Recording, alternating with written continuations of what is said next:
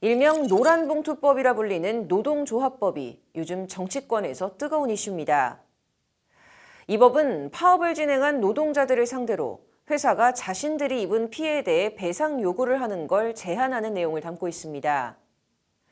이 법은 노조의 활동 범위를 넓히고 사측으로부터 거액의 소송을 당해 노동자들이 극단적인 선택까지 하게 되는 경우도 있어 이를 막자는 취지로 만들어졌는데요. 사측의 재산권과 노동자의 근로 3권 사이 어느 것이 더 우선인가를 두고 여야 그리고 경영계와 노동계 사이 찬반 의견이 엇갈리고 있습니다. 갈등의 골이 깊어지고 있는 이 노란봉투법 논란을 김혜인 기자가 취재했습니다. 이번 정기국회에 뜨거운 감자로 떠오른 일명 노란봉투법. 노란봉투법은 노조 파업에 대한 기업의 손해배상 청구 소송을 제한하는 내용을 골자로 합니다. 노란봉투법이란 이름이 붙여지게 된 건 지난 2014년으로 거슬러 올라갑니다. 쌍용차 파업 당시 법원은 노조원들이 사측에 입힌 손해를 47억 원이라는 금액으로 배상해야 한다는 판결을 내렸습니다. 이후 한 시민이 노조원들을 도와주고자 언론사에 4만 7천 원이 담긴 노란 봉투를 보냈고, 이 같은 사연이 알려지자 많은 시민들이 동참해 노란 봉투 캠페인이 일어났습니다. 이 기세를 몰아 19대와 20대 국회에 관련 입법 움직임이 일었지만 모두 무산됐습니다. 최근 대우조선해양 하청노동조합 파업을 계기로 다시 수면 위로 떠오른 노란봉투법. 당시 대우조선은 노조의 불법 파업으로 8천억 원대 피해를 입었다며 노조 집행부 5명을 상대로 470억 원대의 손해배상 소송을 냈습니다. 천문학적인 금액으로 논란이 되자 정의당과 더불어민주당은 살인적 손해배상이라고 비난하며 이번 정기국회 7대 입법과제 중 하나로 노란봉투법을 내세웠습니다. 노동자들의 근로권리를 보호하자는 게 핵심 취지입니다. 이들은 노동조합법 개정안을 발의해 입법 추진에 나섰고, 노란봉투법은 최대 쟁점 법안으로 떠올랐습니다. 현재 국회에 발의된 노란봉투법은 총 8건. 현행 노동조합법 제3조는 사용자는 이 법에 의한 단체교섭 또는 쟁의행위로 인해 손해를 입은 경우 노동조합 또는 근로자에 대해 그 배상을 청구할 수 없다고 규정하고 있습니다. 이은주 정의당 의원이 지난달 14일 대표 발의한 개정안은 폭력이나 파괴로 인한 직접 손해를 제외한 단체교섭, 쟁의행위로 인한 손해에 대해 노동조합 또는 근로자에게 손해배상을 청구할 수 없도록 한다는 내용을 담았습니다. 지난 8월 31일 강민정 더불어민주당 의원은 쟁의행위가 노조의 의사결정에 따른 경우 폭력 파괴 행위로 사용자의 손해를 입혔더라도 근로자 개인에겐 손해배상을 할 수 없도록 한다는 개정안을 대표 발의했습니다. 하지만 정부와 여당은 노란봉투법은 기업들의 경영활동을 위축시키는 데다 노동자들의 불법 파업을 더 부추길 수 있다는 이유로 반대하고 있습니다. 불법 파업 시 회사에 엄청난 경제 손실이 발생하므로 헌법상 사유재산을 보호하기 위해 손해배상 소송이 필요하다는 게 이들의 주장입니다.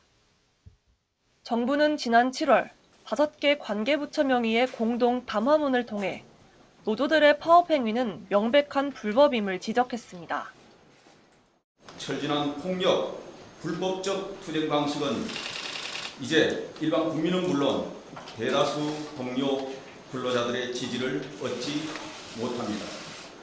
정부는 그간 일관되게 밝힌 바와 같이 노사 자유를 통한 활동 해결을 우선하되 불법 행위에 대해서는 법과 원칙에 따라 엄정하게 대응할 것입니다. 노란봉투법을 사이에 둔 정치권 내 공방은 지난 5일 고용노동부 국정감사에서도 이어졌습니다.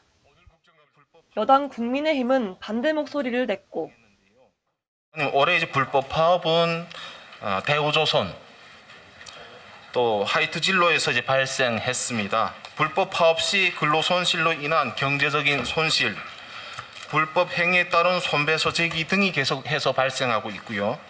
또 부차적으로 소송 비용과 노사 간 재산권 침해 갈등 등 막대한 사회적인 비용이 투입되고 있는. 윤석열 정부에서는 반드시 아웃사이더를 위하는 정책을 해야 된다. 지금 노조법에 관련돼서도 이게 인사이더 정책입니다. 임금 노동자 2천만 중에서 노조에 가입되어 있는 사람은 많아야 한 220에서 230만 될 겁니다. 이들을 위한 정책이 바로 노조법, 일명 노란봉투법이라는 것입니다. 이에 맞서 야당인 더불어민주당은 찬성 의견을 펼쳤습니다. 천문학적인 액수라고 하는 점에서 과연 노동조합이나 노동자가 감당할 수 있는 것인가? 손배소 남용을 방지해서 노동자의 생명을 보호하자, 이런 취지라고 봅니다. 실제 대우조선의 경우에 하청 노동자라는 이유로 해서 원청한테 교섭조차 요구할 수가 없었던 거 아닙니까? 이런 가운데 지난 18일 국회에선 노란봉투법 입법을 촉구하는 기자회견이 열렸습니다. 이대로는 기업의 불법에 저항한 노동자들만 처벌받고 손해배상과 가압류로 일상이 저당 잡히는 현실을 벗어나기 어렵다는 게 노동계 호소입니다. 실제 노동자들이 손배로 인해 극단적 선택을 하는 일들이 수없이 일어났고 지금도 여전히 그럴 가능성을 배제할 수 없습니다. 파업의 원인들을 살펴보면 사실상 노사 대화가 이루어지지 않을 때, 그러니까 교섭이 거부될 때 보통 쟁의행위를 하게 됩니다. 대화가 이루어지지 않은 책임은 노사 양측에 있는 것인데 손해배상 가압류는 대화가 이루어지지 않은 책임마저 노동자에게 다 묻고 있는. 다음 날인 19일엔 노란봉투법의 문제점을 짚는 토론회가 연이어 열렸습니다. 법조계는 사용자의 평등권과 재산권뿐만 아니라 경영권, 재판 청구권을 침해한다며 회의적인 의견을 내놨습니다.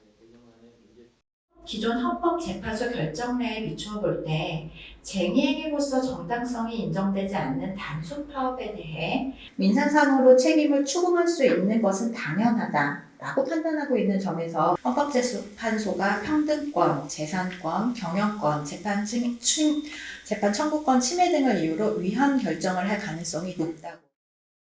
법원에서 책임 비중에 따라서 결정하는 이 방향들은 유지가 돼야 될 것 같고요. 양측이 첨예한 대립각을 세우고 있는 가운데 노란봉투법이 이번 정기국회를 통과할지 귀추가 주목되고 있습니다. 법률방송 김혜인입니다.